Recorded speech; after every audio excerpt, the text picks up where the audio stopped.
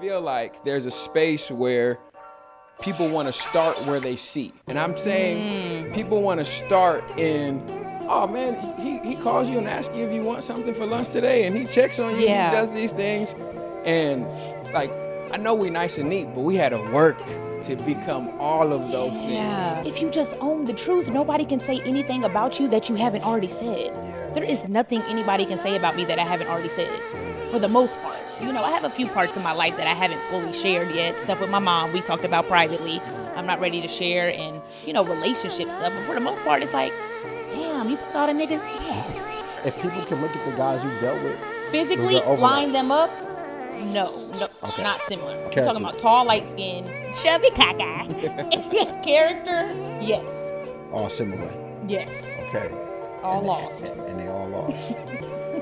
So what that say about you? I'm Simeon Pando. Victoria Monet. Tank. I'm Melvin Gregg. This is another episode of Nice and Neat. I'm Duke. I'm Omar. I'm Jalon. Welcome back to another episode. Everybody knows about it. They be like this. Ever since Kendrick won. Niggas is tired. Again, I'm on a rather trying to keep a level head. Okay. Yo, what's the deal, y'all? Hope all is well. Welcome back to another episode. I'm Duke. I'm B Simone. I'm Omar. I'm Jalon, and this is another episode of the #1 podcast in all Los Angeles, Nice and Neat. As you guys can see, we have an incredible guest here today. Somebody who is outside of our personal relationship. Her name has been in our comments for years now. Really? Years, yeah. Your name has been in our comments for years. Yeah. They have sensed the synergy for such a long time, and we got you here. Yeah. I'm going to give her the proper introduction. Come on now. I'm going to give her the Walk proper us through. introduction. Walk us Here we through. go. All right. Ohio and Pleasant Grove native. Yeah. Lover of Jesus. Hello. Jack of all trades, master of manifestation. Talk to me. Hairstylist. Hello. We'll get into that. License. Social media personality. What? Entrepreneur, singer, actress, and comedian. Yeah. Braylon Simone. Yeah. Let's give it up. Let's give it Come up. on, come on. Give it up. Come on, man. Come on. B, what's up, I'm man? so happy to be here. B, I'm so proud of y'all. Oh, thank you. Man, Thank you. B. Thank you. Y'all Thank just you. look at y'all, so handsome and just successful. Hey, you know what? I'm gonna ask you, because we're gonna kind of like start from the beginning for you. Braylon is such a beautiful name. It is. Oh, I mean, thank you. I'm No, sorry. No. Hey, no, I felt that. I respect that. Hey. I receive it. I received I it. received And you know what's that. crazy, man? Thank you. Thank you, and it is. The Both. kids, if you know how I the love kids my say it name. is now, right? Who? The kids. Oh, you know yeah. how they say it now, right? Be like, Braylon, a beautiful name. They be like, type shit. Yeah, type shit. Yeah. I feel Okay. like, wow, okay. Braylon's such a beautiful name. Thank you. What made you drop the Raylan and just ride with B On the Simone? Raylan. You know what?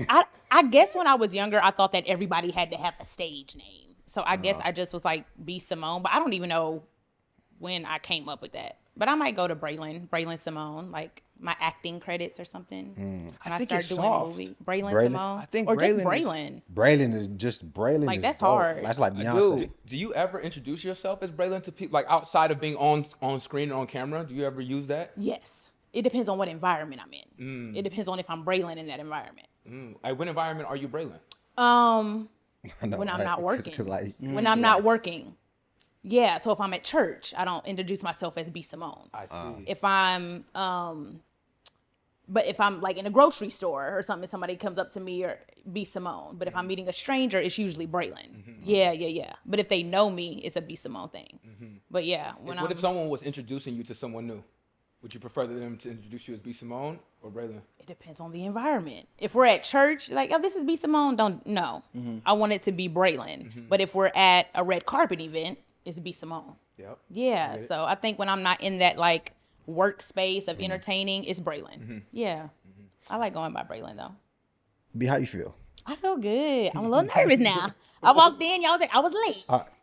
So I want to apologize publicly to these men, my brothers. I was late. Now they had the whole team. They was professional. As soon as I walked in, they said, "Have a seat." Why do you feel nervous? You know what I mean? You know what's crazy? I'm gonna be honest. What got me to this point? I've been doing social media for over a decade, and I've been trying to make it in the industry since I was 15.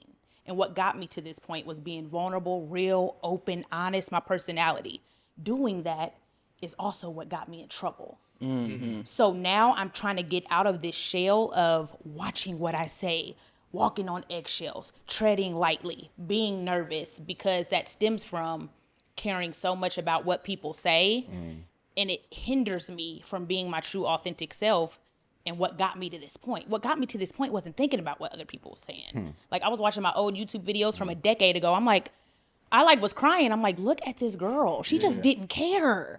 She was herself. She had a pure heart. She was open. She was honest. She wasn't overly editing stuff out. Like, she just was. There's a freedom with that. There's a freedom. So I'm getting back into the swing of just being and not overthinking my answers. Is this going to go viral? Are they going to take this the wrong way? Am I going to be canceled if I say this? If this is my opinion, are people going to think, so I overthink a lot in interviews now. So I understand that component of things, right? But thinking about all the influence you have now, right? And you being your authentic self, that can still garner a lot of just people coming to you for motivation, inspiration, entertainment, right? While you're being your authentic self, okay?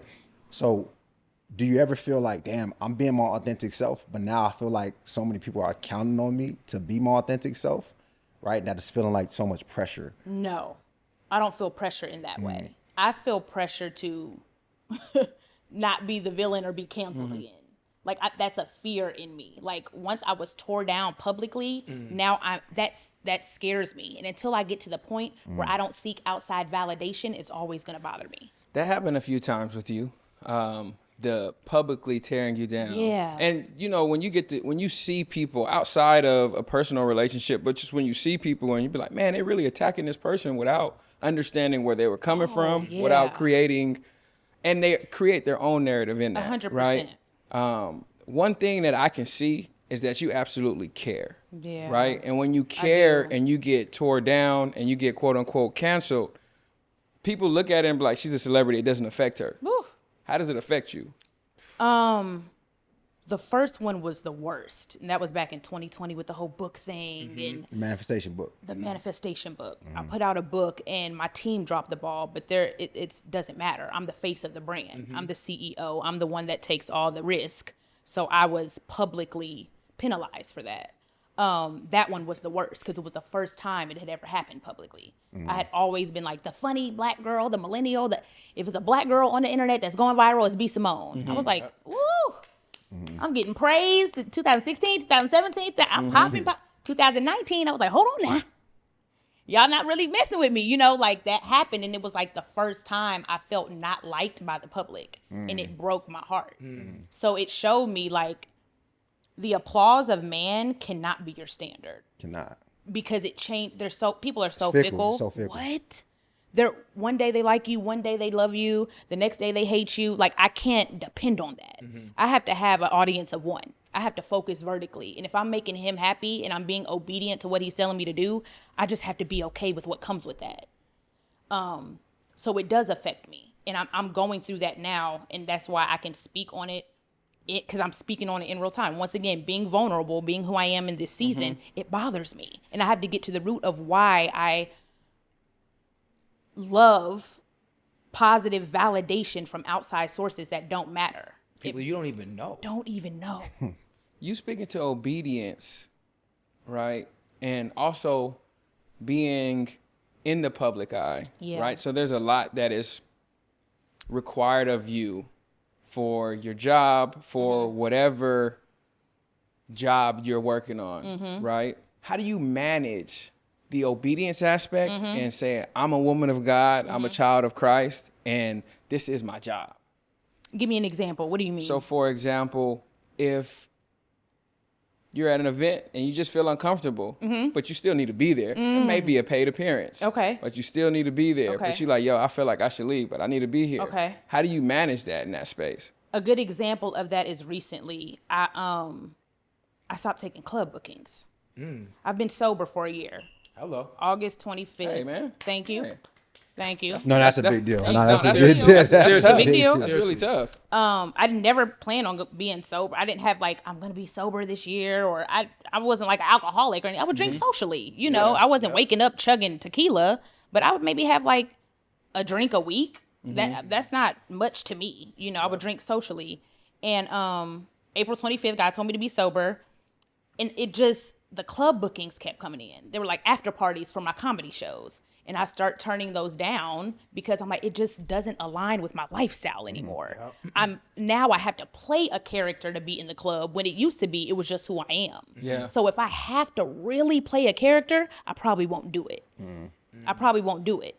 And that just comes with feeling comfortable. Like for me to have to be like, okay, I gotta go to the club. I have to smile. I have to act like I'm happy. I have to, like, it's just a chore to me. I'd rather just turn down a couple bands and get it somewhere else where I can be authentic. It just doesn't align with my lifestyle right now. I'm not saying I'll never go to a club again. I'm not saying I'll never have champagne again. But in this season, I'm just not.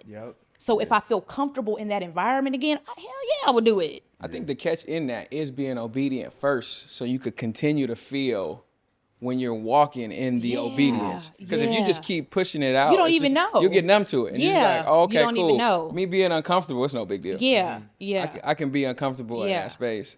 You have an incredible walk. I feel like we all are going through our spiritual journeys and, you know, trying to get closer to God in general. Right? You're very public with it. Right? Are y'all or no? Oh, no. Very public with it, right? But it's different the way we public with it. And you, because like, I mean, I think if we combine all of our platforms, including Nice and Neat, including TikTok, we still don't got the followers you got. Okay. Right? So the eyes is a little bit different. But I also want to say, though, it's still not in every conversation, though, right? With us. With me either. Okay. But like, yeah. You would have to, for the most part, tune into Nice and Neat and watch us on Nice and Neat the podcast to hear it. Got you. You know what I'm saying? Yeah, You're it's in my just, conversation a little even more. though it's there, it's just, I'm talking about just okay, I don't even have to really dive into who you are as a person to see to it. hear it. Got you. You know what I'm saying? So Understood. people still have to question, like, yeah, yo, dude, like, you doing this, but I don't really know. Like, just how you came, and just like, yo, how do y'all? Right? But you know us. And you still asking that question. You know what I'm saying? So it's like, it's just what he's saying is right, but it's just like, to your point, it's just different to how many conversations you guys are having. Got you. With Understood. Yo, I want to go back to this Braylon and B Simone thing, because I feel like B Simone, even though it's just a stage name, right? It's technically an alter ego. 100%. Right? But how come you haven't been able to hide behind the alter ego? Like when things happen, how come you can't just blame it on the alter ego? Well, because it is a personality that you're playing. Like, you created this character, B Simone. Well, that's the thing. I said 100%, but that's not true. It's not 100% because B Simone is a part of me. She's just not all of me. So when I'm baby, like, that was me at a point. I was really doing that, but not at 6 a.m. at the airport.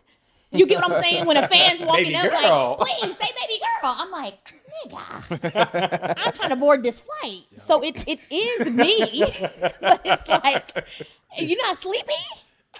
You're not sleepy? It's 2 a.m., you know? So it's like, yes, I can't hide behind that because I built a brand on being myself. Wow. I didn't build a brand on acting or doing skits or putting on a wig and putting on a outfit. I built a brand by being like, y'all, I was waitressing today and I made $15. Damn, I'm broke as hell. That was the truth. And that's how I felt. And that's how I talked in that moment. So I built a brand. B Simone is like me. She's me. So I can't hide behind it. When she gets tore down, Braylon is getting tore down. Yeah. So it's not much difference in B Simone and Braylon. Yeah, I've always respected that about you, right? Because no matter what people say, whether they like you or not, you can't say, hey, yo, she is being who she is, right? So everyone, everyone wants to be influential and popular, right? But people feel like they have to conform to someone who they're not to be that person, right? Yeah, for sure. So a lot of times people see you and be like, yo, how is she so popular? And how she's because she's doing the scary shit, you know what I mean? The and vulnerable, you're talking about, scary $15. You're talking the mattress story, you know what I mean? Like, hey, yo, like before you get successful, you talk about that situation Like and stuff. now, I have a show in Dallas, Texas. I saw that. I wanted to talk to you about My that. Yeah.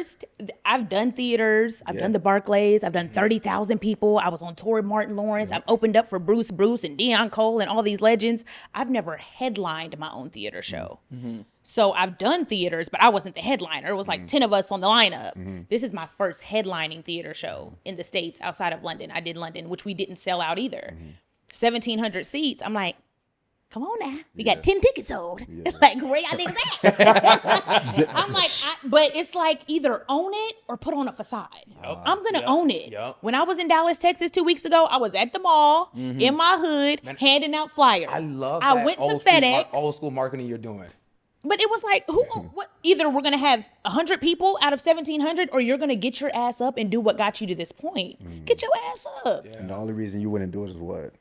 Why what? The only reason someone wouldn't do that is because of the people. It's Yeah, because how it's how going it's to going to be be perceived. perceived. If you just own the truth, nobody can say anything about you that you haven't already said. Yeah. There is nothing anybody can say about me that I haven't already said. For the most part. You know, I have a few parts of my life that I haven't fully shared yet. Stuff with my mom, we talked about privately. I'm not ready to share, and, you know, relationship stuff. But for the most part, it's like, damn, you fucked all them niggas? Yes. Yes, I did. I absolutely did. I made a list one day. I stopped at 25. I said, God, whoever I forgot, I rebuke that soul tie and remove them too. But I can't think of no more names now. That's enough. So, you know, yes, I did. And that was a part of me. And that girl deserves love too. So I don't have nothing to hide when it comes to stuff like that. I mean, you are a marketing genius, though. Seriously. Like for real. Like honestly, they could really put you in the Apple headquarters and just be like, hey, yo, how you think we should sell this phone? Yeah. And you'll be able to come up with something. Yeah. That right there, though, it's incredible. We've talked about being able to pour into children while they're youth, like young, and being like, yo, you able to move like this? Like, let's see if you could get into marketing. Let's see if you can get in this. Like, everybody don't have to be an athlete, comedian, rapper. They don't have to be all those things, right? Yeah. But I do want to ask you. Yeah. Are you currently dating? No. No. I wish I was. Okay. Nice and neat. Okay, I know a lot of fellas is out there. Oh, hold on. Let me take this ring off. Was that the pitch? That was the pitch? That's on the wrong finger. I am single, okay? So y'all, my DMs are open. If y'all see me in public, you're more than welcome to introduce yourself. You so serious, right? What? She's I'm selling it. looking at whatever man. She's Because I know marketing. y'all That's got what I some said. nice men. Marketing guru. Okay. This is not but you see, I market my truth. Yes. So when people like, your marketing is so good, I'm like, no, I really had a crush on the baby. Your marketing is so good. No, I really didn't sell those tickets. Your marketing is so good. No, I was really crying in the closet and I just put it on the internet. Hey, so did you and the baby, was y'all ever a thing? No, Nah. we're friends. Nah, Okay. Didn't work out. Okay. Why isn't B Simone dating right now? I think I'm not dating because whatever I put my mind to happens. Whatever I put my all into flourishes. And I just don't put my all into dating like I do into my purpose. Wow. Why is that? God, I don't know if it's a deeper rooted reason. I'm not sure. I haven't got there yet, but I think it's just my purpose fulfills me so much. I wake up in the morning and think about what I do. But some people will say that the way you do one thing is the way how you do everything. So why don't you? Maybe time. Maybe because it's just maybe fear. yeah. I It's put just fear. all my. Is it? It's just okay. fear. Okay, I'll take that. Yeah, that's what it is. I'll take that. It's because when you're dealing, when you putting your all into a job, the job not running anywhere, right? The job don't have emotions. The job can't hurt you back. So if you don't get it, it's you. That's good. Right? But if you put your all into a man, Yeah. he has the ability to see you putting your all and like reject you. Yeah. Right? Or say, you know what, I'm not, or just give a little bit, that's a thing. Most women are afraid of doing that because most women do have some type of experience in over investing themselves into a man and not getting the return that they want. See, if I had one to do that with, I would do it. Yeah. But there's no I such think thing. the issue is I'm not dating. Like I'm not getting ready and being like, let me go somewhere where the type of man I want to date is and put myself out there and be intentional in those environments. I think that's the issue. So maybe that's that fear you're not too. even, I mean, everything's connected. Right. Maybe You know what I'm that's saying? fear Everything's too. connected because Yeah. especially if what you're doing right now is going well. It's very easy to say, Right. "Oh, nah, I'm focused right now." Right. Right. Right. But it's very easy for us to say, "Nah, I'm locked in right now." But if we Right. really take a step back and say, "Okay, I know I could do this, and I desire this, so I can Yeah. actually give a little bit to get Yeah. this." But like I said, when you're dealing with people, it's much harder to just submit to the process of growing to like somebody or investing because they have the ability to not like you back And hurt you. and hurt you. Yeah. And that's what most of us are afraid of. You know what I'm Yeah. saying? Because we could all hide behind like, I'm just not. Yeah. I'm just focused and stuff like that. And the more might successful be you real. get as a woman, the easier that is to do. Yeah. You know what and I'm saying? just submerge yourself in work. Because your standards get higher and higher. For sure. So what is that? What is the type? Here we go. What is the type? Don't get me. Like, What's the I type? love Let's build 'em out. everybody. Build 'em out. Build them out. Build 'em out. Build Build 'em them out. You know, well, it changes so frequently because I'm changing so quick. Well, let's start with the foundation. Does it have to be a man of faith for you? 100%. Okay. The same faith too. Okay. He would have to Same be. faith. He would have to follow Same Christ. faith. He would have Yeah. to follow Christ. Now, nothing against any other religions. I don't know nothing about no Buddha. I don't know nothing about that. I don't know nothing about them rocks. I don't know nothing about no sage. I don't know nothing about no rose quartz. Okay. So I don't know. Yeah. But I know Jesus. So if you believe in that, that is perfectly fine. I respect every religion. I got Muslims in my family. We be arguing in the group chat. It'd be like, what Muslims be saying? No, what they be saying? Keep me out of it. No, this is not gonna get us in trouble. Hey, keep me out. Assalamu alaikum. Assalamu alaikum. My aunt be like, Assalamu alaikum. My granny be like, Jesus is the way. I be like, remove me from the group chat. Get me out of here. So I respect every religion, right? But my husband would have to be a man of Christian faith. Coming into the relationship or somebody? 100%. Okay. And I mean, so I think this is an interesting space, right? All of us obviously are in long-term relationships. I feel like once a person is ready to commit, because I don't think you're afraid of commitment. I truly don't. Everything I hear you say, I don't think you're afraid of commitment. But I feel like there's a space where people want to start where they see. And I'm saying people want to start in, oh man, he calls you and asks you if you want something for lunch today, and he checks on you and he does these things.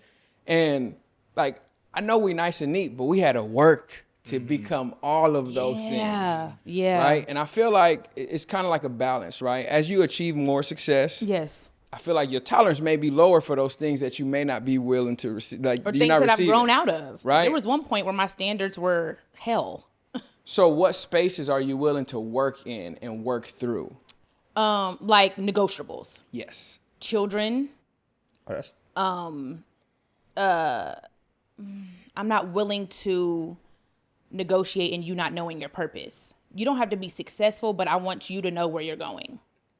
And even as far as religion, like I'm focusing more on relationship now. I feel like I had religion my whole life. My dad is a pastor, so I had religion my whole life. Go to church, pray before you eat, don't have sex, don't do drugs, don't kill people, don't lie.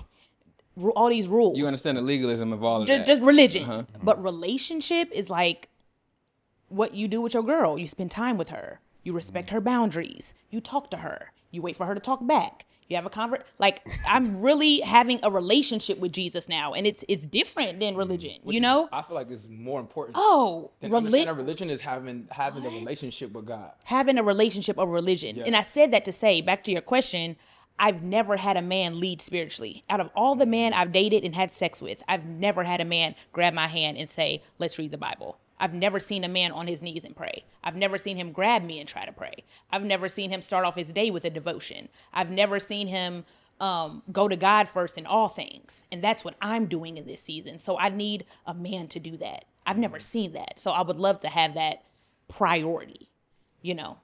Look, I know a lot of guys. And I'm not saying that they are great, man, if they do that. Yeah. I'm It's just still the struggling, foundation. and I try to do that. Yeah. I still do it for 2 weeks and then fall off for a month. Yep. But I at least want him moving in that direction. Moving it, have the desire in his heart to do that. And you know, I know niggas in church ain't shit, excuse my language. You know, there's niggas in church that tripping and ain't doing the right thing. So, you know, once again, I'm not searching for a religious man. I'm searching for a man that's seeking God and whatever that looks like for him, you know. So what else? Career? Does he have to be an entrepreneur? What's what Know that, right? Well, yeah. I know I it's kind of talked about that in therapy, and I talked about that on a few other podcasts, and I talked about it with a relationship coach. Okay. And he was like, I think you actually need a guy with a 9-to-5 because you're going to get this entrepreneur and he ain't going to have time for your ass. You need a guy with some structure because your ass is all over the But place. there's nothing wrong with structure. Yeah, I don't think there's anything wrong. With structure comes 401k, comes pension, comes retirement. You know what I mean? Like, those are things that entrepreneurs don't have.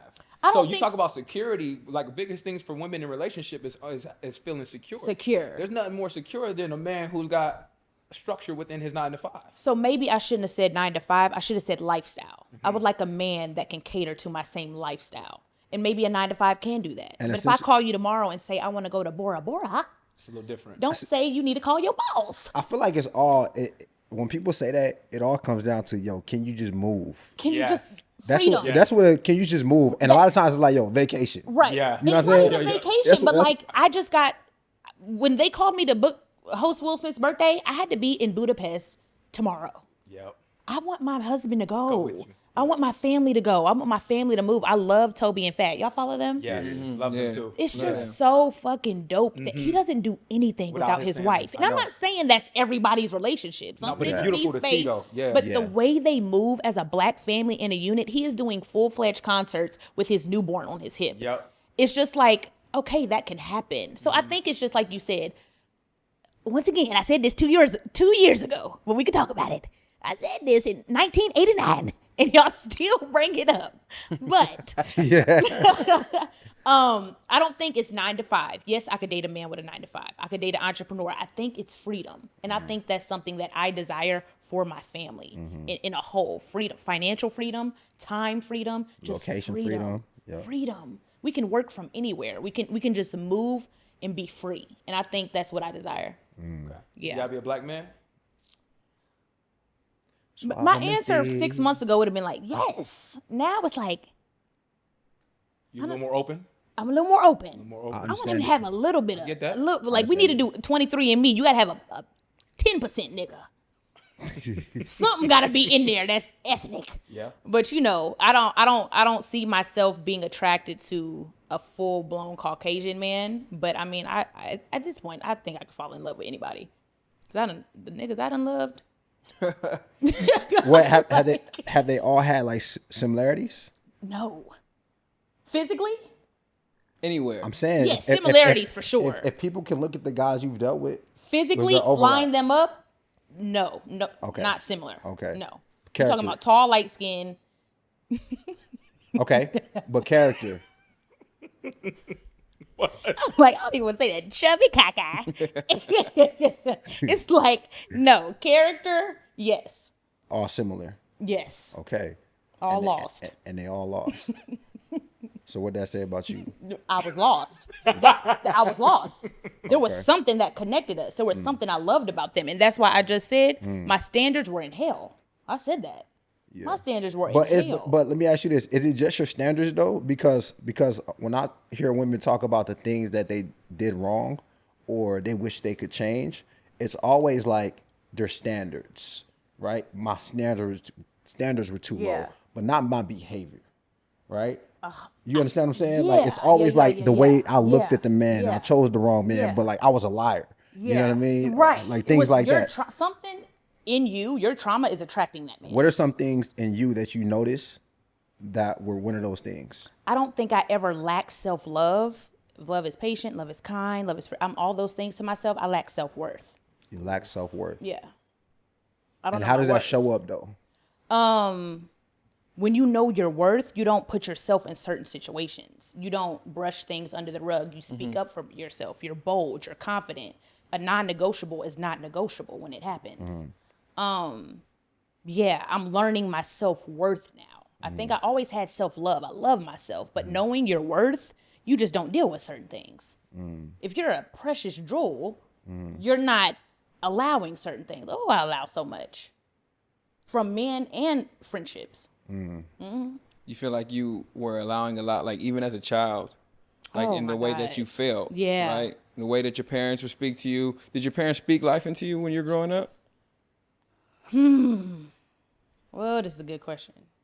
Let me, I love you, daddy. Just like, bitch. I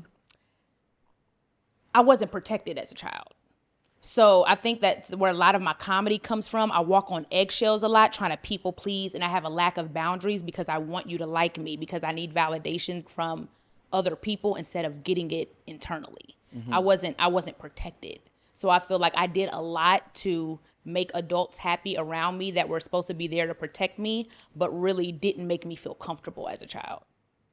I know you said you grew up in the church. Yeah. So what was your relationship with the church and religion as it pertains to your dad? My dad wasn't that strict. Okay. You know what I mean? So I wasn't like, they're like, PKs are so guarded and they can't do nothing. And it wasn't like that. Like, my dad was cool. I had a good relationship with my dad. So it wasn't like I was getting scolded or like anything crazy, like PK stories. No, it wasn't like that. So my relationship with religion when I was younger wasn't bad at all. You just didn't feel protected. I didn't feel protected in my home. Yeah. How do you feel now? I know you're an adult. You're no longer a child. Yeah. I feel like a lot of pain in my life in relationships would have been avoided if I would have got to the root a lot sooner. But I didn't really understand the pattern. Like you said, the people you choose, there's something, if you're a people pleaser and you lack boundaries, you're always going to attract manipulators. Because they can't manipulate somebody that's saying no, or somebody that's like, hold on, you tripping, you crazy. They can manipulate somebody that's like, okay, it's okay. Brush it under, she's a perfect target. You know what that's a trait of? You said people pleasing is a trait of imposter syndrome, right? What's the definition of that? So imposter syndrome is you think that you don't really see when you talk. Okay, so connect imposter syndrome to you say you lack self-worth. Self-worth. Right? So I don't think I'm good enough. You have self-love, so you actually know you actually know you have the capability, you have the talent, you have the intellect, right? You have the capacity, but something in you is saying, yo, I'm still not, in my mind, I'm not as big as the out, like I'm not as big as people see me. I know that 100%. And then that makes you feel like, okay, I got to people please to accommodate like other people, because I'm really not, I don't feel as big or as, as this big entity as I really am. You know what I'm saying? I do that a lot. Like, I don't want people I think that goes back to not wanting people to think like I'm a bitch, or I think I'm better, or you're not on my level. So let me shrink myself to make you feel okay, so you like me. It goes back to wanting to be validated. Are you in a space right now where you think where you feel you deserve the love that you profess from a man? I don't know. Oh my God, we're having therapy. Like, these are such good questions. Fuck. I don't know. How would I know? How would I know if I like felt like I was worth it? Like, what are signs of that? So you actually probably, as opposed to where you were before, you can now see the things where I'm actually being manipulated here, and you can choose to accept it or not. Oh, no. Now when you see it. Now right? It's like, have a great life. Right. Like, I think I can walk away and let go a lot quicker. So in that, I feel like we operate, as human beings, we operate from two extremes typically. Like what I see and what I didn't like, and what I see and what I did like, right? And when you see something that you didn't like, you're like, oh, I'm out of here, right? But when you're out of here, there's no space for work, right? But you also don't want to catch yourself in that space again where it's like, hey, I'm going through this time again, and this person keeps constantly using me.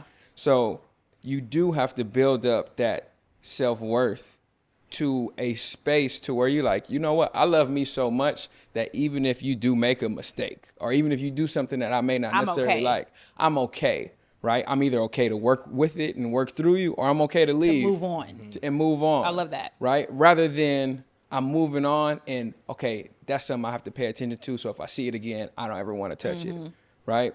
So I asked you the question, though, because you say you're currently not dating. I feel like if people don't know nothing about you, right, it's the voices, right? But also, you speak about having a boyfriend all the time, and you don't have one. But I feel like you will make an incredible partner for somebody. And I feel like that is a desire of yours. and it being a desire for you, I would hate for you to say you want it, but then you're afraid to do the work. Or say you want it, but then I'm afraid to even be in the space to potentially get hurt. And that's why I think it's so important to do the work in this season for me. Like being in therapy, having conversations like this with 3 black successful men who are in healthy relationships, you know, talking to my friends that are married, like Candace, opposed to girls that are like, You're right. I'm like, well, bitch, you don't know either. So I don't want to hear shit else you got to say about Tyrone. You know, so I think that's important for me to do in this season with me being single. Do as much self-work as I can, which is we're never going to reach 100% healed and trauma gone and perfection. It doesn't exist. But getting, like, I was talking to my homegirl the other day. I'm like, I wanted to be a wife at 25. I wanted to have kids at 25. Thank you, God. Thank you, God, that 25-year-old Braylon did not bring a baby girl into this world or get married and traumatize her husband more. Like, you know, like, no, you were not ready to be a wife. So the older I get, the better I get because I'm choosing to do the work and not sit in it. I commend myself for that. Like, I wake up every day like, you know, you're very aware you need to fix these things. So even though it's hard, it could be something as simple as getting the fuck off Instagram. You've been scrolling for an hour. You haven't checked the email. You haven't said a prayer. You haven't did a meditation. You haven't called your grandmother, but you have been on social media for 90 minutes doing absolutely nothing productive. Even something as simple as that, I'm very aware of it, and I tussle with the flesh and the spirit every day to get better. So I know, I don't even know if you had a question, but to answer your comment that you made, I'm glad that in this season of being single, I am trying to do the work, and I feel like I'm making progress inch by inch every day. You say that this is a season that you're doing the work. Yeah. A season of healing. Yeah. So I gotta ask, what are you running from? And the reason why I ask that is because you keep shaving your head. Oh yeah. And like the myth that people will say is that whenever a woman shaves her head, she's going through drastic change. Yeah, but if you're in a season of healing, if you're in a season of doing the work, what is it that you're running from? Or is that not a depiction of what's going on in your life? No, for me, it's like, what's crazy is first of all, I was growing my hair out. It's not even that deep. The first time let's just say this. The bitch fucked me up. Okay. So, excuse my language. I'm really trying to watch my mouth a little bit more. But yeah, the bitch. The girl, oh my God, I was growing my hair out and I was trying to go blind. I shaved my hair for my sister the first time. She was sick and she had to cut her hair. So I did it with her. I was like, let me know. You shave your head. I will shave my head with you. I love you so much. Say yes or no. My bitch ass sister said yes. And I said, wait, hold on now. Hold on now. You supposed to say no, it's okay. But she said yes. So I shaved my head with my sister the first time. And I started growing it back out. Nice, beautiful curls, natural hair, just, black, kinky, beautiful hair. And I went to get it colored. One time, blonde. Okay, cool, growing out. Went to get it touched up. Shit was on the floor. So I was like, oh my God. And I'm a cosmetologist. So I'm like, okay, instead of trying to save this and just cut it off and I'll do it again. I cut it off once. I did it again. And I actually loved my haircut, right? This time recently, I was like, you know what? I want to try like a little go a little shorter because I had finger waves. Now I have a 1 for y'all niggas out there. If you're just listening to the audio, I have a 1. And y'all know that is a real low fade, right?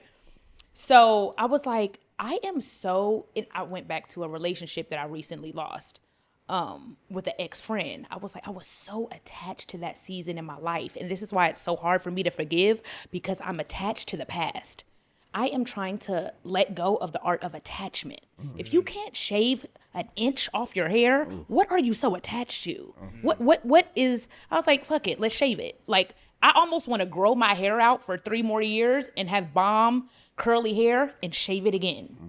Like, it's a thing that, I don't think they're monks. Don't quote me on this.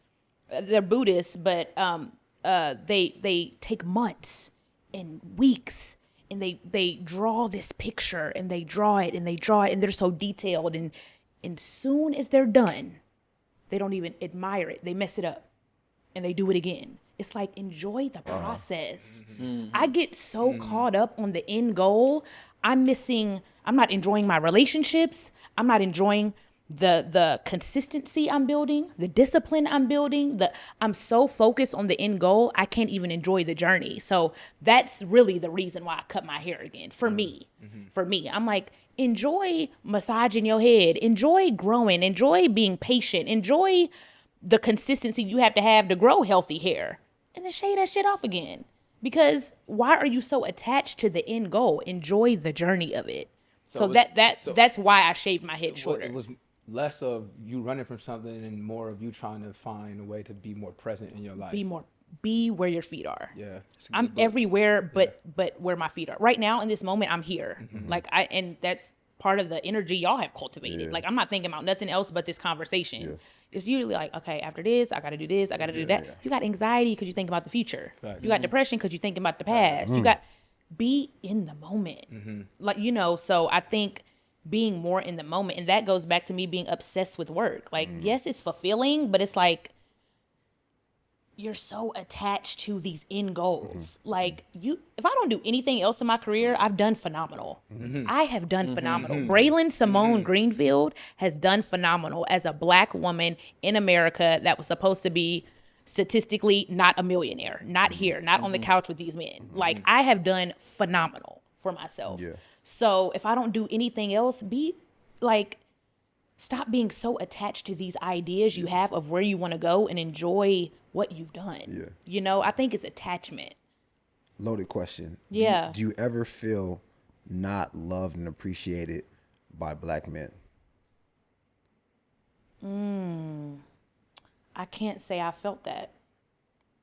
No. You can't say you felt love? I have felt that. I can't say I have felt not loved and appreciated by Black men. Okay. I can't think of a time. I'm sure there might have been a situation or whatever, but no. What do you... The Black men I come across treat me very well. Do the women in your community, I won't say community or the women in your circle, do they share those same sentiments, right? Do they communicate to you like, I'm having a problem with Black men. I can't stand these niggas. Like, no. No, the women around me, most of them are married to Black men. They're dating Black men, and the women in my life now are happy in their relationships. So no, but I'm sure I'm not going to say 100% I've never had a situation, but no, that's not my narrative. No, I love that. I think one thing I appreciate about you is I've listened to just you speak on podcasts, and you have a very, I think, fair take, right, when it comes to like relationships and the man-woman dynamic. And it's just not like, I'm just not getting behind everything women say. Yeah. But I'm not getting behind everything men say. For sure. I appreciate that so much because I think that really does a lot for our community because the divisiveness. Yeah. You talk about scrolling on social media every single day. You'll see something that could trigger crazy. you. And my the Black men that I have that are friends, they treat me great. Like the Desies. And I'm on tour with Brandon Lewis, who is a phenomenal comedian, Jay Anderson, who is married. I don't open a door. I don't touch it. These are my brothers. You get what I'm saying? Like I'm like, well, if niggas ain't coming like y'all, I'm gonna just kick it with y'all for the rest of my life. Like the Black men around me treat me well. So I don't have that issue. For somebody who, I know you growing up, not being protected is something that impacted your life, but you have a very whole outlook on relationship, the Black community in general, and just like as a person, the way you speak is very whole. I don't hear the emptiness that people can speak from, especially people who desire something. You're about to make me cry. Stop. No, you go ahead. I know. Go ahead. You can. I know. Like, no, seriously, and it's super encouraging. It's very encouraging because I can still hear the hands and the favor that you have over your life. 100%. Because to still be saying, I want these things that I don't have, but I can still speak life into the people that do. And to have been hurt so much. That is my prayer recently. Like, God, please don't change my heart. Like, y'all, I'm sitting on this couch, but for real, I'm broken in this season. Like, I can say that safe here on this podcast.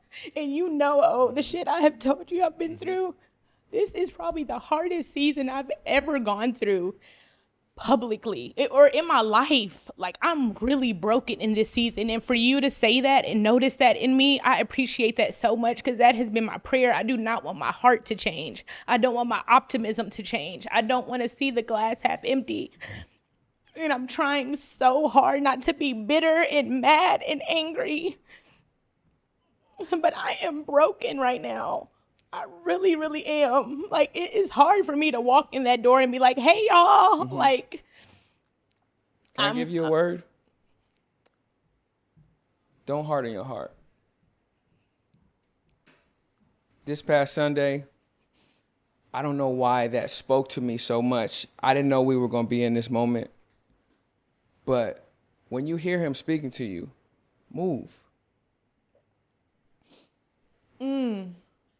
Don't harden your heart.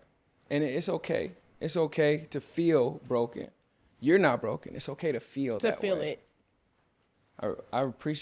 We appreciate your vulnerability. I appreciate you saying that, because that is what I'm working on right now. I'm literally working on what you just said. I'm literally working on it. My personality and my heart is my gift, and I know that, and I do not take that for granted. Everybody is not like this. God, this is a gift. I know the gift I have.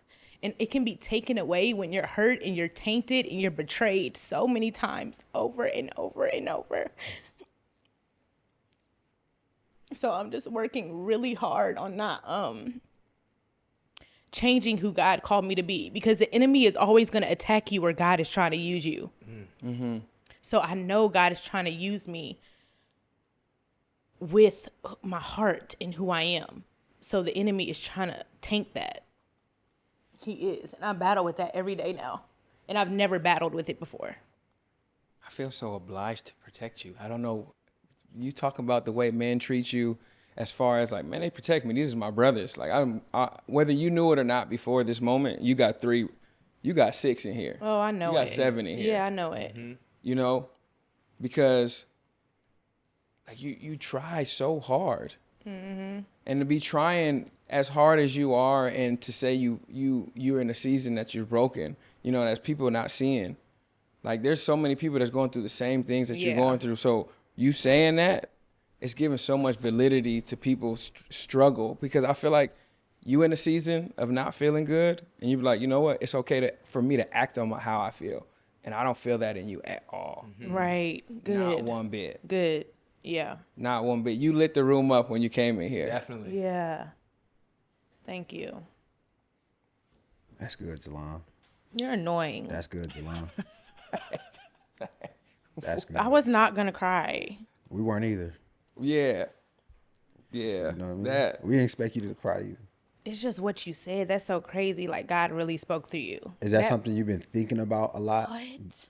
You've been carrying it a lot. So when he said something, it just triggered something? What? That has been my prayer for a very long time. Like, that has been my prayer. Do not change my heart. Because that's what, when you get hurt, you be like, fuck it. Yeah. Like, y'all really got me fucked up. Yeah. Like, what? And that's what I've been working so hard on, because soon as you get that negative perspective, if you lean into that and walk in that, that's why people hold bitterness and anger and unforgiveness. And for years, you see it on people. It's like you said, it's the enemy. It's the enemy. All the enemy has to do is brush up on the truth and let you create the story. And let you create. Wow. Come on now. I just got to brush up on the truth. People are mad. Wow. So it's like, you know what? I'm going to adopt that. I'm going to tell you, I haven't heard one person speak about you and not say you're one of the sweetest people they've ever met. Wow. In real life. In real life. Yeah. Not the internet. Not the internet. Yeah. Motherfuckers try to create their own narrative about you based on their situation. Yeah. You know what I'm saying? And they just use certain things that happen that they don't like to trigger their own emotions and lash onto you and project. Yeah, so but once I get to that point where I really don't care, let me look in the camera. Because I done cried, but now let me talk my shit. Once I get to that point where I'm not seeking outside validation and I'm focused solely on God, y'all think I did the shit I done did in the past decade on the internet? I'm going to be a beast. I'm gonna be a dog. B Simone. I'm already a dog. It's gonna be to the next level. Yeah. When you truly don't care. Yeah. Oh my God. That's good. It's freedom. That's good. What is freedom? It's freedom. And I can put my blinders on and just focus on the vision and the purpose God gave me and not all these distractions. Wow. Let's shift gears and lighten it up a little bit. Yeah. Speaking about, using your gift, who are some people in the world of comedy who have really inspired you, or even more so, helped you develop your gift? Because I see you working with some legends. You know what I mean? People that we idolize. Well, not idolize, but grew up watching, like the Martin Lawrences of the world. And I'll be honest with you, even though he's in our same age group, like I love DC Young Fly, right? The whole 85 South crew, like these guys that you're running with, like who has been able to like offer solid advice, sound advice, mentorship, and help you develop as a comedian? It's a lot of my peers too. Like, yes, I worked with Martin, but before Martin, it was just hilarious. Oh yeah. Pretty V. Yeah. Like she did stand up before me. I called her, we sat on FaceTime. I read her my joke. She was like, bitch, don't say that. Like, what? If you go on stage and say that, you don't say that. And she helped me. Like my peers have helped me so much. Nick Cannon, the life he speaks into me. Nick didn't even really want me on Wild 'N Out. He was like, nah, like I don't really get it. He pulled me to the side after my first season. He was like, I was wrong. Like, you are a star. You are phenomenal. Like, it's really my peers. I'm not saying I don't idolize anybody, but the people around me in my circle have spoke the most life into me.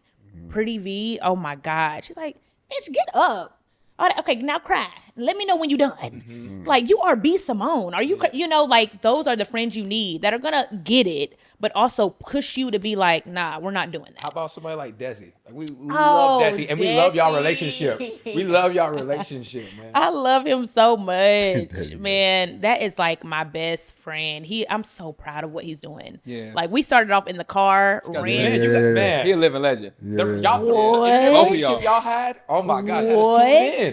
Oh, it was great. Tuned in. People still think we're dating. We are not dating to this day. Desi just had a baby. Okay, we are not dating. We are best friends, a platonic relationship. But back to what you were saying, a black man that just treats me with love and respect. Man, y'all, for the record, we've never kissed. We've never held hands. He's never touched my butt. He's never been disrespectful. It's always been like, what we doing, B? Like, I got you, you got me. He supported me my whole career, and a great friend. A great friend to have. That's good. Yeah. So, yeah. I love Desi. Come on, man. So let's try this again. Let's try this again. Let's try this again. Come on now. So let's try this again. LTTA. Let's try this again, man. That's exactly what we have been talking about, this resilience. Let's try this again. Resilience. So where did it come from, right? Like, what sparked it? I saw the promo video was dope. Promo was incredible. Can we talk about the market? Hey, let's do it. Promo was incredible. Fire. Promo was crazy. And people wanted to make it so much about the relationship I came from. I'm like, it's not about anybody else but me. Moving that chair was moving the person that was supposed to protect me when I was young. It was moving my ex-manager. It was moving my ex-business partner. It was removing fear. It was removing anxiety, latching on to everybody else. In this season, I have to sit by myself with God and walk forward and do this alone. It ain't nobody else. If I fall this time, I'm falling alone. And also just, I'm enough. I'm enough. You know what I mean? I don't have to lean on nobody. I'm enough. You know how scary that was? I did not want to start a podcast, y'all. I was like, I'm going to focus on comedy. I'm going to do auditions. I believe that too. What? I was like, oh, y'all got me fucked up. Bet. Yep. Putting the mics down. Like, I did not want to do it. I did a fast, got off social media. And the 14th day, I got the game plan. God gave me the game plan. He gave me the name. He gave me the description. It was so clear and vivid, and I just did it. I launched a podcast within 2 weeks of the idea. That's one, you work so fast and diligent that honestly, if I admire you for anything, it's when you say, I'm gonna do this. From the point of I'm gonna do this to the point that you get it out, it's the fastest turnaround. You work like AI. It's crazy. Seriously. It's crazy. No, it was crazy. I called the girl that does all the back end stuff for my team, and I was like, we're launching a podcast on my birthday. She was like, your birthday's in 14 days. I said, Correct. So I have the schedule. We're going to shoot this day. We're going to do this. This is the name. This is the description. I already have the date for the cover. This is the cover photo. I got the logo. And we're launching in 14 days. And we launched in 14 days. And just do your stuff. That's it. Yo, and I feel like you can only do that, though. And we got to go back to just you being authentic. You can only do that when it's just like, because you can only expedite time like that when it's like, I don't have to be anybody else. I can just be me. And if I could be myself, it just shrinks the time. But it goes back to the marketing. You're a great marketer. If you watch the whole promo video, I'm anxious. I got on black. I got on a hoodie. I'm hiding from the media. My truth. Getting ridiculed. I'm like, okay, I still have to go out here. I have to work. So I get up and walk through the chaos. The notifications on there. Talking shit. B Simone in the 9 to 5, the type of people she dates. I hear this every day. I still get up and decide to be resilient and walk and keep walking. Soon as I walk through that door, I'm a new person. Yeah. I'm choosing to not stay in that. I'm choosing to take off the hood and the anxiety and the depression and be like, okay, let's try this again. Let's pivot. Let's figure it out. I'm not giving up. I'm walking down this path alone. I'm going to sit alone with me and God and be obedient to what he told me to do. Like, the marketing is just my life. Mm-hmm. That's all it is. That was a 2-minute trailer of the shit I've been going through for the past however many years. So speaking of your life, right? You going through those things, it's one thing to go through certain things that you like, oh, let me talk to my friends about. But experiencing ridicule in such a large way, who are some of the people that you reach out to in order to be like, yo, how do I navigate this? People reach out to me, Dad, when they get canceled. They're like, bitch, well, I know you got drugged last week. So I don't, none of my friends go through this shit. I said that the other day, and my homegirl was like, Vena's story is not your story. Vena's calling is not your calling. Desi's, it's not for what God got you going through is a lesson for you. Mm-hmm. Take the lesson. Stop making the same mistakes over and over. Some of us it ain't always the devil. It's your ignorance sometimes. Yeah. It's like, it's you be walking in no wisdom, So take the lesson and learn. But at the beginning, I called, like 2020 when it first happened, stuff like that. I called Nick Cannon. I leaned on, once again, a pretty V, a peer, therapy. I'm in therapy. So none of my peers go through this shit, though. None of them. They're like, and then Vina don't care. She be in the comments like, this is so funny. I'm like, weren't you crying? She's like, bitch, it ain't true. That's why I'm not crying. Yep. I don't care. It ain't true. So once I get that mindset, it's going to be like, pish posh, get over it, So let's try this again, right? What are you most proud of? Oh, let's try this again. I'm proud. Wow. Well, I'm proud of my transparency, my honesty, my vulnerability, which I've been doing for all these years. But I'm proud that I did it scared. I continue to do stuff scared. Like, every time I get on stage to do stand-up, I'm scared. I just do it. I'm nervous. I just do it. I've been doing stand-up for 6 years. Like, that's healthy. For sure. For like, sure. You should have that. You should be nervous. Yeah. But I feel like fear holds so many people back. There's ideas. You should have been wrote that book. You should have been started that business. You should have been left that job. God been told you to move out your small town. You should have been put up that content, but you haven't done it because you're scared. Mm-hmm. I do stuff scared. Mm-hmm. I was scared to put out a podcast. Every time I start a new business, I'm scared. Yep. I'm like, okay, this could fail like the past 6. Yep. And like the other ideas you have, you got 45 LLCs, bitch. When you gonna use them? It's like, I call my lawyer every week. I'm like, I have an idea. I have a trademark. I'm like, register it. She's like, I'm not registering another LLC or trademark until you use the 60 we have. I buy domains all the time. That's just how my brain works, I think that's a sign of, because you're a high performer. Yeah. That's what you are. Yeah. Right? Doing it scared, that's high performers. Yeah. Do. Like, hey, y'all, I'm doing it anyway. I'm doing it scared. You know what I'm saying? Because we all are afraid of something. You know what I'm saying? Like, we all, I don't care how masculine you are, how macho you are, we all got insecurities and fears. But some of us just like, you know what? I'm just do it anyway. Yeah. And those guys, at some point, you hit that mark. You're going to hit it. at some point. You know what I'm saying? Oh my gosh. Mine be a lot of points. Not some point. You know what I'm saying? But there you go. I'll be hitting that bitch. You know what I mean? Yeah. So I think that's Let me ask you this though, because I know you be seeing online, right? Other women be talking like you, right? It's so crazy. I know you be seeing like the baby I had or that the honey conversation or whatever the case may recently. be, right? Country Wayne called me like, I am in Target. And these bitches on the aisle 23 sound. I'm talking I about said, Mexicans, he said whites, he black. thought it was me. Everyone. Yeah. Talking about you, Yeah. right? But I don't ever hear nobody giving you credit for that.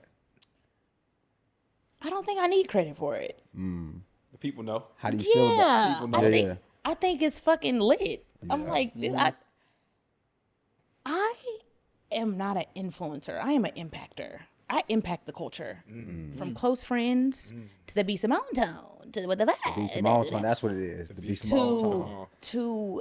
And it's just like that's just what comes with my cross. I don't need my but also I will say, if you're not gonna be as loud about the shit I've accomplished, don't be so loud about my mistakes.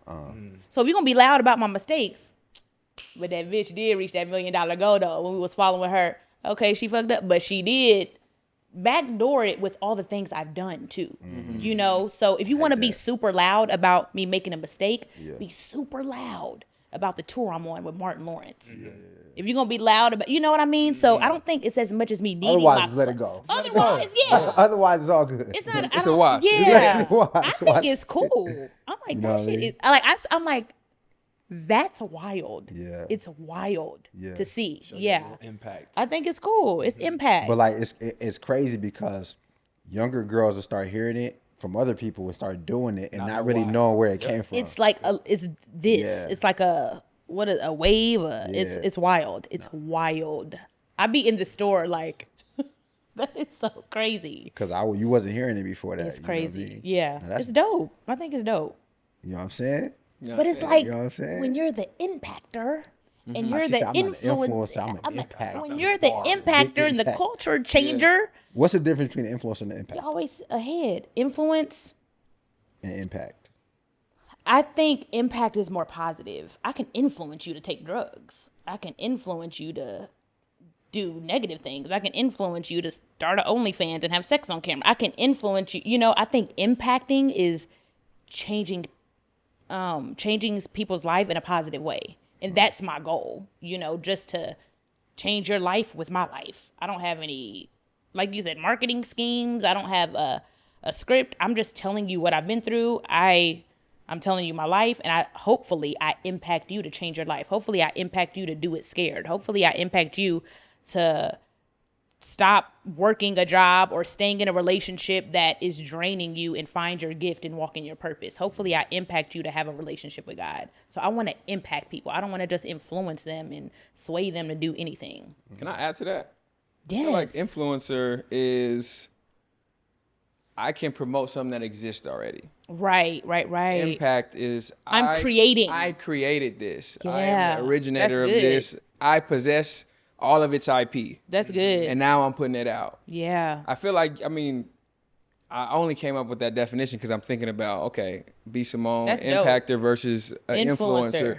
And like Duke said, these kids are saying these things that you said and they have no idea where that came from. Crazy. That doesn't usually stem from an influencer. That'll be an anomaly, but that's kind of everything that you do. Yeah. You know, so what's next for you? What's next? I want to do a podcast tour. I'm doing a stand-up tour right now, but I want to do. up? I know. What's up? Don't play with me. Because I'm like, hold on now. Hold up now. Nice and neat. Let's try this again with nice and neat now. Come on now. Come on now.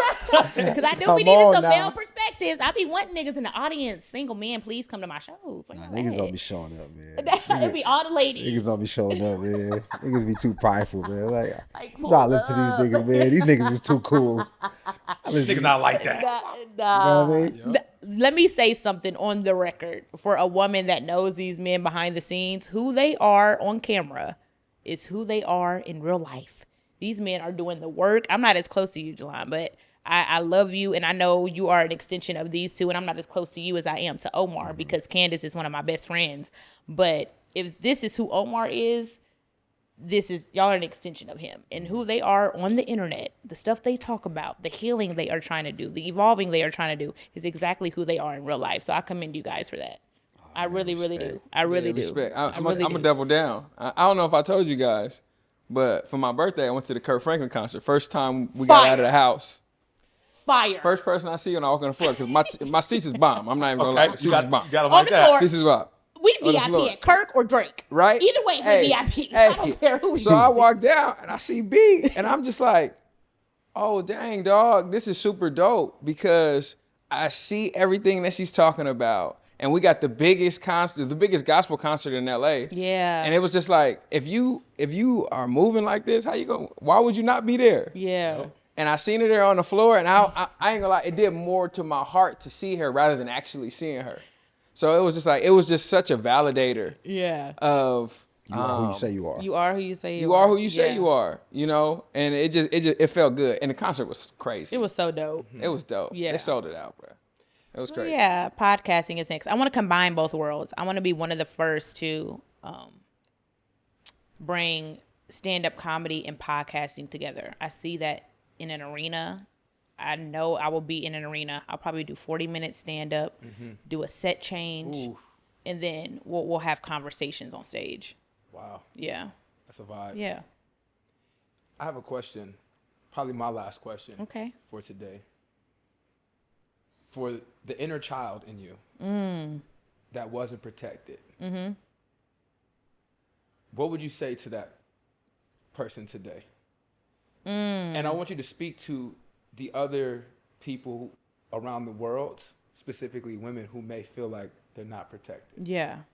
What kind of advice would you offer those people in those situations?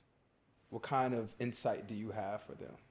I think it's going back to what we kind of already said. I'll reiterate it, knowing you're enough, but then I'll add to speak up for yourself. When something doesn't feel right, Sarah Jakes, I know you watch her a lot. She had a sermon on this. It'll show up in your body. It'll show up in your body. You're not just having stomach ache. Something is off. That is a sensor going off.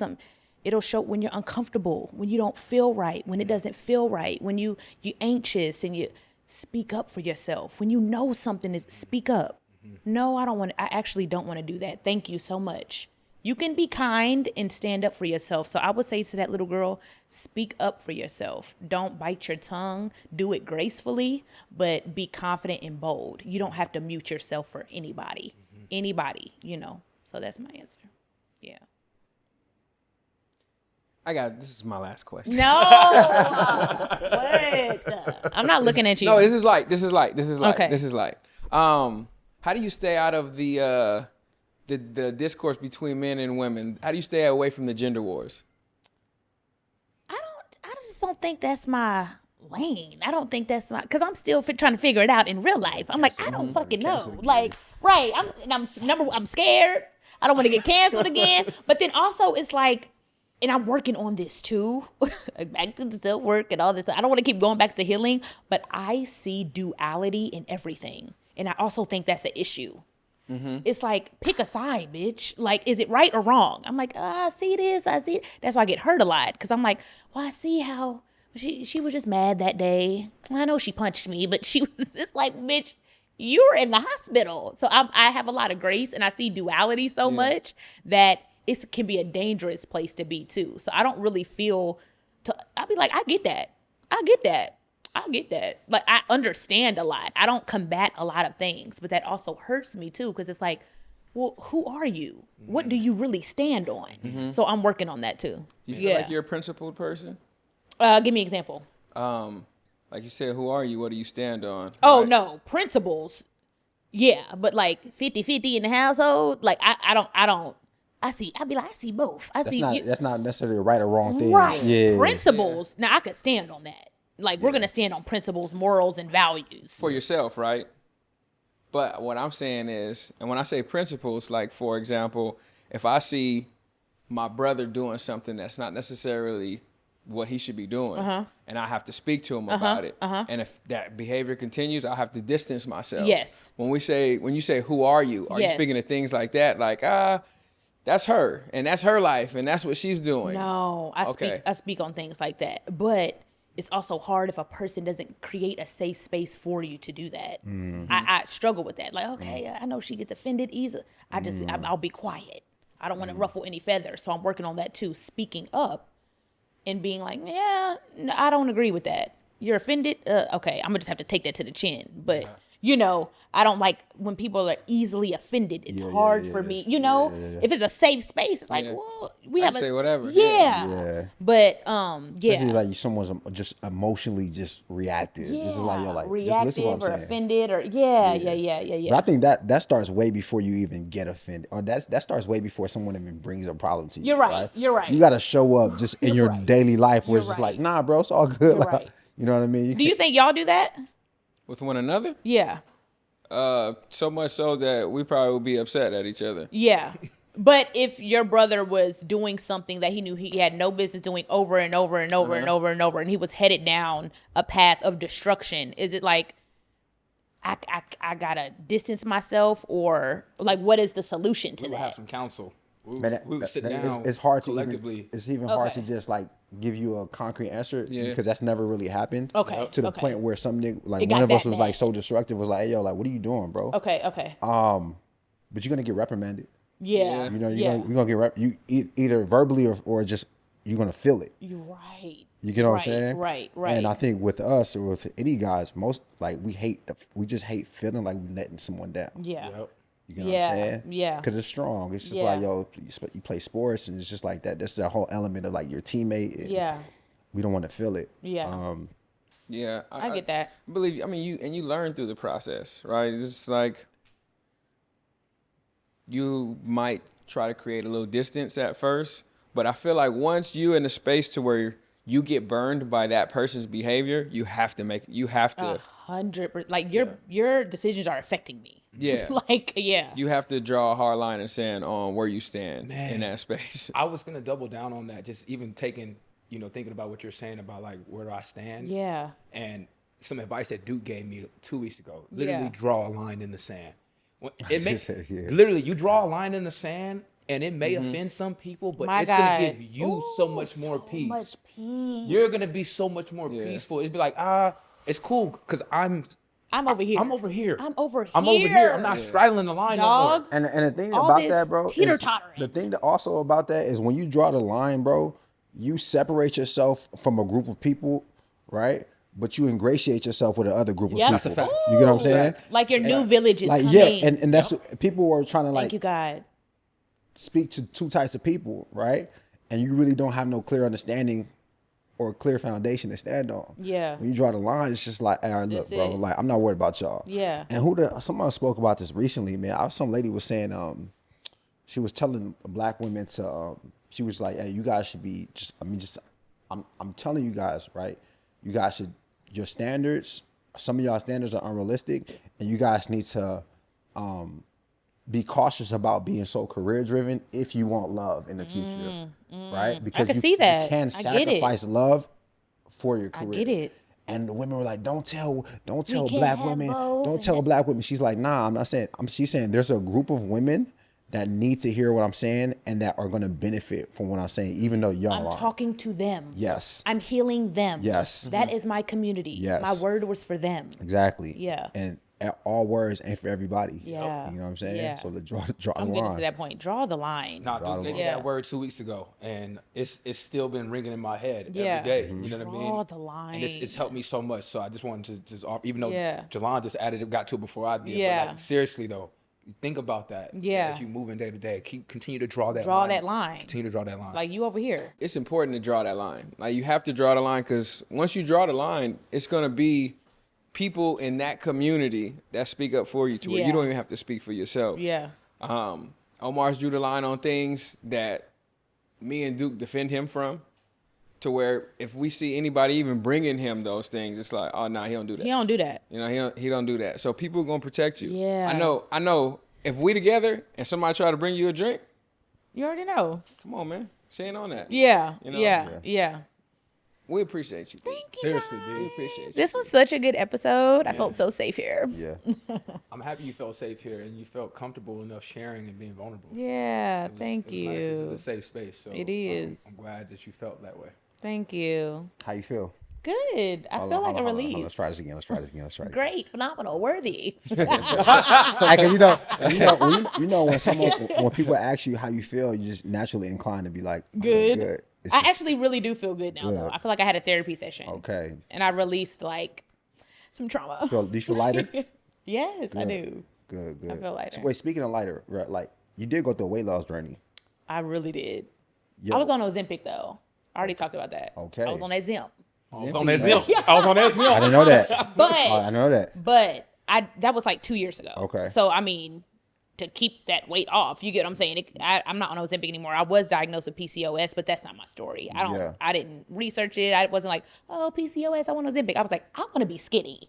I don't give a that. I was being honest. I was like, I don't give a damn about no insulin. Am I gonna lose weight? Like, So I went into the doctor's office to lose weight. Okay. To not to check to see if I had PCOS, but I do have PCOS. I haven't been on Ozempic for about 2 years though. God is good. God is good. But my diet is so different. Like, it's not even to the extent of you and Candace, but like, I watch what I eat. Like, it's just a lifestyle change more than be like, you on a diet? I'm like, no, I just don't eat that. You know, I can't. The dairy and the this, that messes up my skin. Do people come to you for like advice now? No, please don't. No, don't do that now. Go on to your local doctor. Go to your local nutritionist or DM Omar or Candace. Candace got a whole book, but no. I lost 45 pounds. Wow. 45 pounds. Yeah. I'm like, then it can't come back. So, you know, whatever I got to do to just stay healthy and fit and, you know, still working out and stuff and just being active. Yeah. Yeah. Well, look, man, thank you. Thank you so much for real.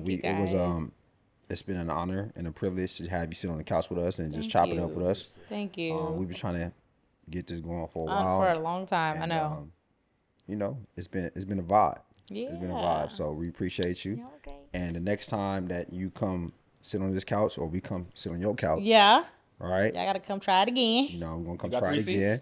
We going to have them. Okay. Yeah, we're going to have 3 now. Okay. You know, we hope to see you with a husband next. You know what I'm saying? You know what I'm saying? Stop.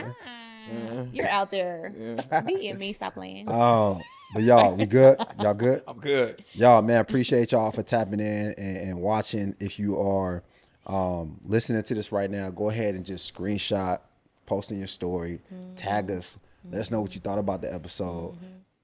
Send a message to B Simone, let her know what you thought, give us a feedback. Make sure you tap into the Patreon. Make sure you tap into all the socials.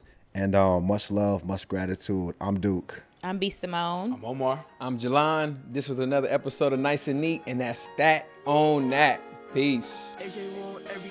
I'll be the one to take the risk to go and get them bands. I'll be the one to never sit and go and make a plan. Knowing my mother getting old and I don't got no time. Gotta keep a couple for the road, the rest get left behind. Yeah. To the hundreds, pledge allegiance, I